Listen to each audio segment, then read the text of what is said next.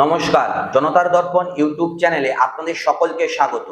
ধরুন আপনি আজ সকালে ঘুম থেকে উঠে আপনার মোবাইলে একটা নোটিফিকেশন দেখলেন, আপনার বস আপনাকে মেসেজ করেছে আজ থেকে অফিসের বাইরে কোনো কথা বলা যাবে না, বন্ধুর সাথে না, সোশ্যাল মিডিয়ায় না, সংবাদ মাধ্যমে তো একদমই নয়। যদি বলতে হয় তাহলে আগে থেকে আমার কাছ থেকে লিখিত অনুমতি নিতেই হবে। আপনি কি করবেন?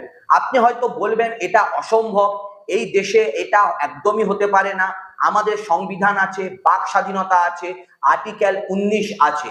কিন্তু আমি আজকে আপনাকে যা বলতে চলেছি সেটা কোনো সিনেমার গল্প নয়, কোনো কল্পনার ডিস্টোপিয়া নয়, এটা ঘটেছে এবং এই বাংলার মাটিতেই। মাত্র কয়েকদিন আগে 20 মে 2026 পশ্চিমবঙ্গের নতুন সরকার ক্ষমতায় এসেছে মাত্র 3 সপ্তাহ, আর 3 সপ্তাহের মধ্যেই রাজ্যের প্রায় 15 লক্ষ সরকারি কর্মচারীর মুখে আনুষ্ঠানিকভাবে লাগিয়ে দেওয়া হলো একটা অদৃশ্য সেলোটেপ। রাজ্য সরকারের পার্সোনাল অ্যান্ড অ্যাডমিনিস্ট্রেটিভ রিফর্ম দপ্তর থেকে একটি সার্কুলার জারি হলো, যার নিষেধাজ্ঞার তালিকা এতটাই লম্বা যে পড়লে মনে হবে এটা কোনো গণতান্ত্রিক রাজ্যের নির্দেশিকা নয়, এটা কোনো সামরিক শাসনের ম্যানুয়াল। তাহলে কি সত্যিই এটা বাক স্বাধীনতার উপর আঘাত, নাকি এর পেছনে অন্য কোনো গভীর রাজনৈতিক খেলা আছে? আজ আমরা সেই সব প্রশ্নেরই উত্তর খুঁজবো, এবং বিশ্বাস করুন উত্তরগুলো যতটা সরল মনে হচ্ছে বাস্তবটা কিন্তু ততটা নয়। প্রথমে আসুন দেখি ওই নির্দেশিকাটা আসলে ঠিক কি বলছে। কারণ অনেক মিডিয়া রিপোর্টে এই খবরটা হয় খুব হালকাভাবে দেখানো হয়েছে অথবা একেবারেই নাটকীয় ভাবে। আজ আমরা এটাকে ঠান্ডা মাথায় তথ্যের আলোতে দেখব। 19 মে 2026 তারিখে মুখ্য সচিব একটি সার্কুলার জারি করলেন। তার ভিত্তিতে 20 মে পার্সোনাল অ্যান্ড অ্যাডমিনিস্ট্রেটিভ রিফর্মস দপ্তর এই বিশাল নির্দেশিকাটা পাঠালো। এই নির্দেশিকার আওতায় কারা কারা পড়ছেন? শুধু কি আইএএস বা আইপিএস অফিসাররা? একদমই নয়, এর আওতায় পড়ছেন অল ইন্ডিয়া সার্ভিসেসের অফিসাররা, মানে আইএএস, আইপিএস বা আইএফওএস, রাজ্য সরকারের সমস্ত ক্যাডারের কর্মচারী, পুলিশের ওসি থেকে শুরু করে উচ্চপদস্থ আধিকারিক, এবং সবচেয়ে গুরুত্বপূর্ণভাবে সরকারি অনুদানপ্রাপ্ত স্কুল এবং কলেজের শিক্ষক শিক্ষিকারাও। শেষ পয়েন্টটা একটু ভাবুন, রাজ্য সরকারি অনুমোদনপ্রাপ্ত স্কুল কলেজের সংখ্যা হাজারের ওপরে। এইসব প্রতিষ্ঠানের শিক্ষকরাও এখন থেকে সরকারের অনুমতি ছাড়া কোনো পত্রিকায় কলম লিখতে পারবেন না, কোনো টেলিভিশন চ্যানেলের অনুষ্ঠানে অংশ নিতেও পারবেন না। এই দেশে যেখানে বিশ্ববিদ্যালয়ের শিক্ষক শিক্ষিকারা রাজনৈতিক বিতর্কে সক্রিয় ভূমিকা রাখেন, সেখানে অনুদানপ্রাপ্ত শিক্ষক শিক্ষিকার এই নিষেধাজ্ঞা কি আদৌ সংবিধান সম্মত? এবার আসি নিষেধাজ্ঞার 5টি মূল বিন্দুতে। আমি এগুলোকে একটু ভালো করে বিস্তার করে বলবো, কারণ শুধু শিরোনাম পড়লেই কিন্তু পুরো ছবিটি বোঝা যায় না। প্রথম নিষেধাজ্ঞা, সরকারের পূর্ব অনুমোদন ছাড়া কোনো স্পন্সর করা বা বেসরকারি মিডিয়া প্রোগ্রামে অংশ নেওয়া যাবে না। এটি শুনতে যতটা সহজ সরল মনে হচ্ছে ততটা কিন্তু নয়। বেসরকারি মিডিয়া প্রোগ্রাম মানে কিন্তু শুধু টেলিভিশন নয়, এর মধ্যে পড়ে পডকাস্ট, ইউটিউব চ্যানেল এবং যে কোনো অনলাইন প্ল্যাটফর্ম। অর্থাৎ আপনি যদি একজন সরকারি কর্মচারী হন এবং কেউ তার ইউটিউব চ্যানেলে আপনাকে কোনো বিষয়ে কথা বলার জন্য ডাকেন, সেটার জন্য আপনাকে সরকারের কাছ থেকে লিখিত অনুমতি নিতে হবে।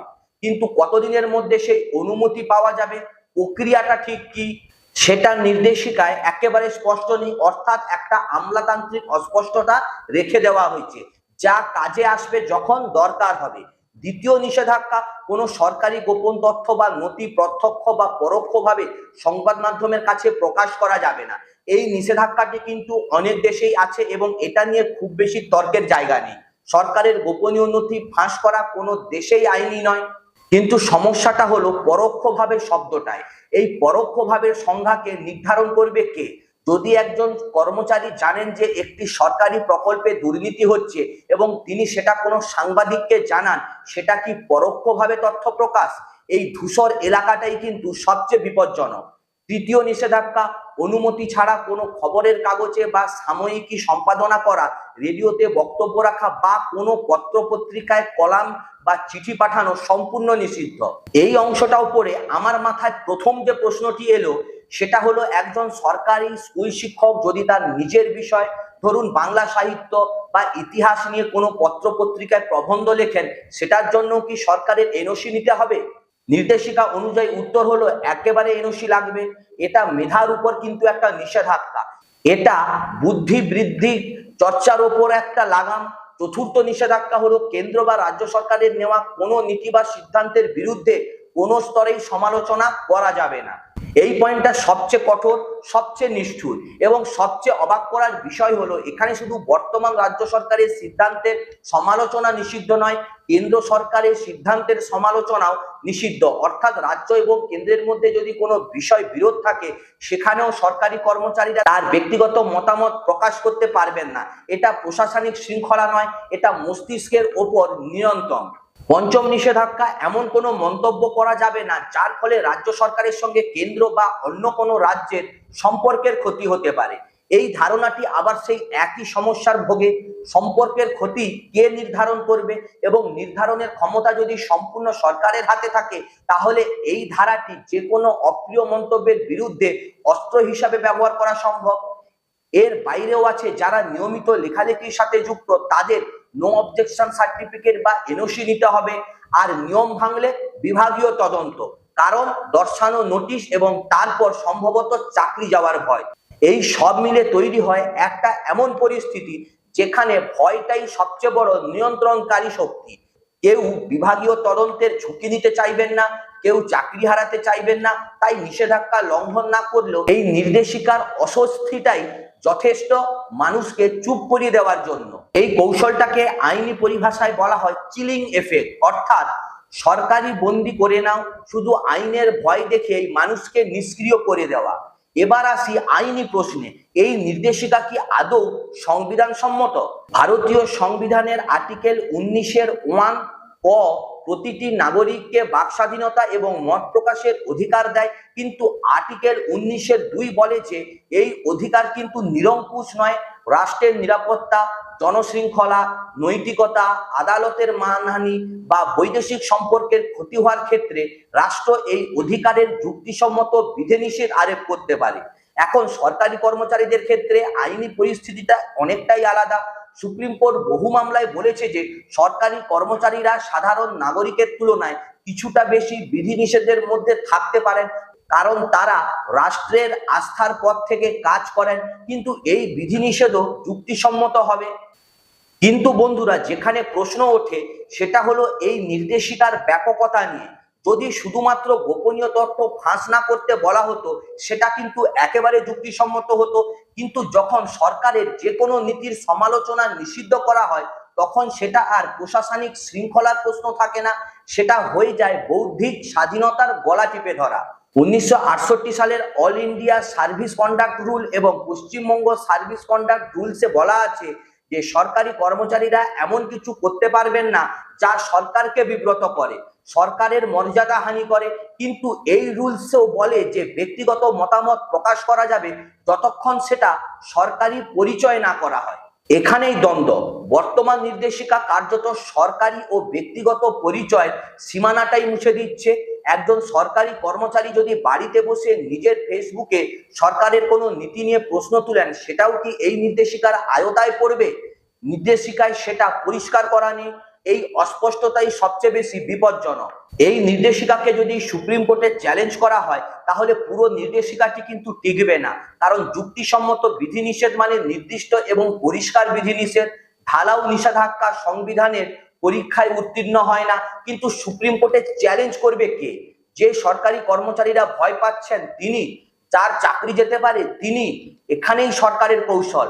আইনি লড়াই দীর্ঘমেয়াদী, ততদিনে ভয়ের বাতাবরণ তৈরি হয়ে যায় এবং চিলিং এফেক্ট তার কাজ করে ফেলে।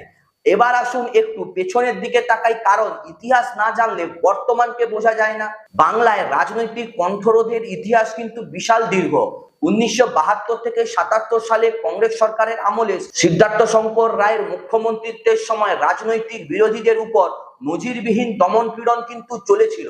সেই সময়ের মানুষেরা এখনো মনে রাখেন কিভাবে সংবাদপত্রকে নিয়ন্ত্রণ করা হতো।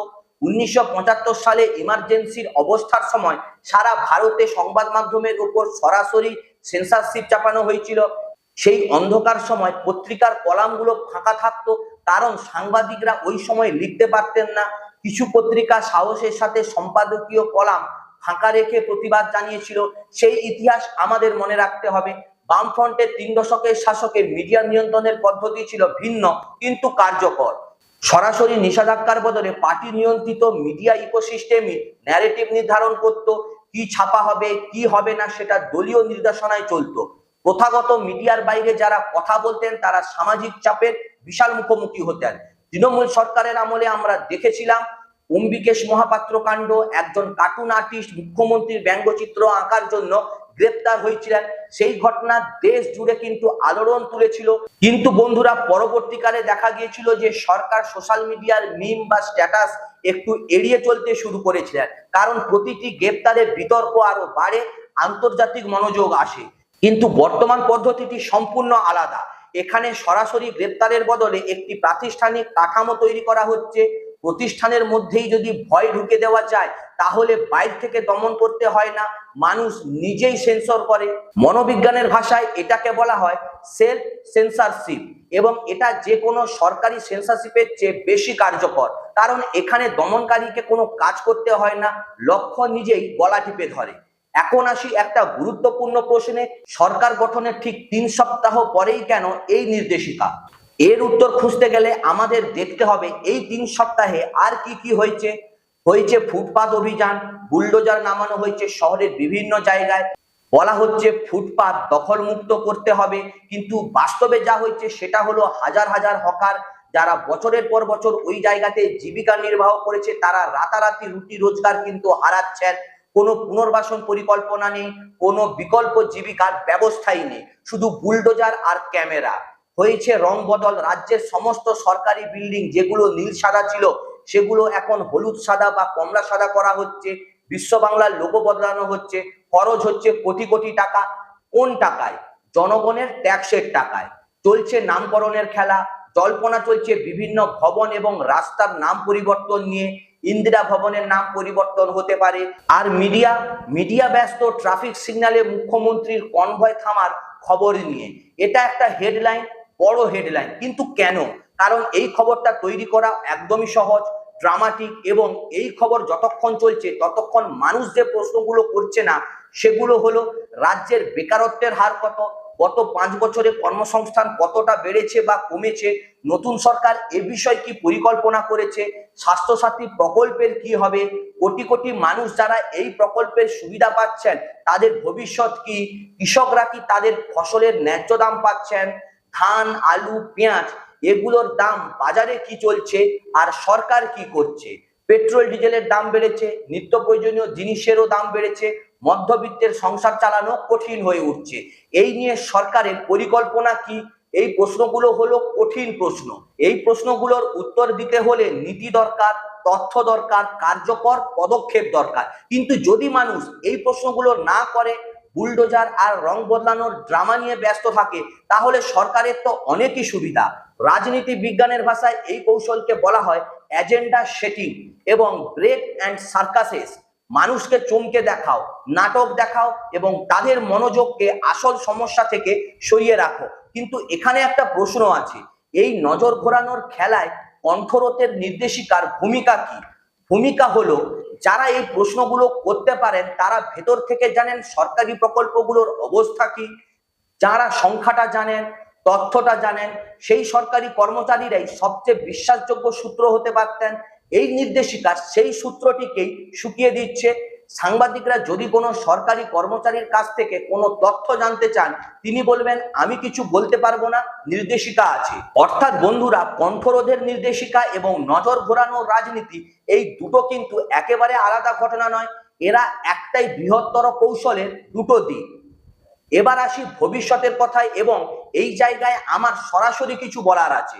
আজ এই নির্দেশিকা সরকারি কর্মচারীদের জন্য, কিন্তু এটাকে কি শুধু সরকারি কর্মচারীদের সমস্যা ভেবে আমরা এগিয়ে যেতে পারি?